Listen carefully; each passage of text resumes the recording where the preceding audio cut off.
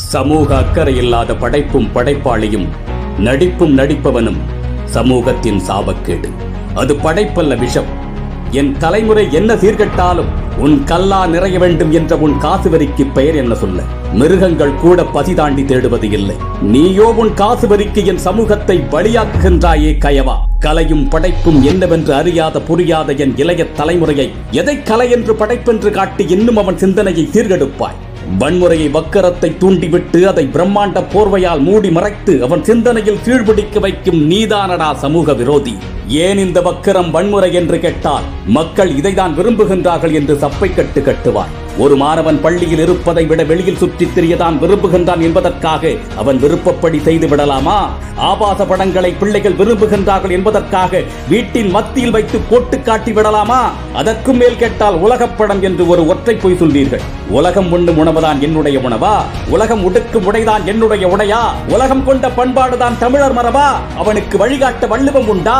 புறநானூறு உண்டா? எது அவனது வழிகாட்டி? உன் வக்கிரத்தை வெளிக்காட்ட ஆபாச காட்சிகளை வைத்துவிட்டு ஹாலிவுட் தரம் என்று ஒருபோதும் சொல்லாதே. உன் மனசாட்சியை தொட்டு சொல். அந்த காட்சி இல்லாமல் அந்த படத்தை உருவாக்க முடியுமா, முடியாதா? ஒத்துக்கொள், அது உன் மனதில் இருக்கும் அழுக்கு என்பதை.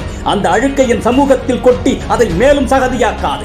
நடிகாவோ நடிகா, உன் செய்கை எது நடிப்பென்று புரியாமல் உன்னை தலைவன் என்றும் புரட்சி என்றும் போராளி என்று சொல்லும் ஒரு கூட்டத்தை புத்தி மழுங்கிடச் செய்திடவே தினமும் நீ நடப்பாய். என் ரத்தவன் போல் நடிப்பாய். ரம்மி விளையாட அழைப்பாய். புரட்சியாளனாய் நடிப்பாய். ஒருவன் விலை கொடுத்தால் நீ பொருளாவாய். நடிகாவோ நடிகா, பொறுத்திருசலனால் நீ போலி என்று ஒரு நாள் என் தலைமுறை உன் முகத்திரை கிழிக்கும். 13 வயது பிள்ளை காவலரை குத்தி கொலை செய்கின்றார். 17 வயது சிறுவன் செயின் பறிக்கின்றார். 14 வயது சிறுவன் கஞ்சா போதையில் நிலை தடுமாறி தண்டவாளத்தில் விழுந்து 2 துண்டுகளாகின்றார். இப்படியெல்லாம் சீர்கெட்டுக் கொண்டிருக்கும் சமுதாயத்திற்கு உன்னுடைய பங்களிப்பு என்ன? அவன் உணர்ச்சிகளையும் வக்கரத்தையும் தூண்டிவிட்டு மேலும் மேலும் அவனை சீர்கெடுப்பதற்கு யாரடா நீ? நாடி நரம்பு புத்தி சிந்தனை அனைத்திலும் அறம்பூறி போன ஒரு சமுதாயத்தின் சிந்தனையில் வக்கரத்தை வன்மத்தை விதைக்கும் நீதானடா என் சமூகத்தின் முதல் விரோதி.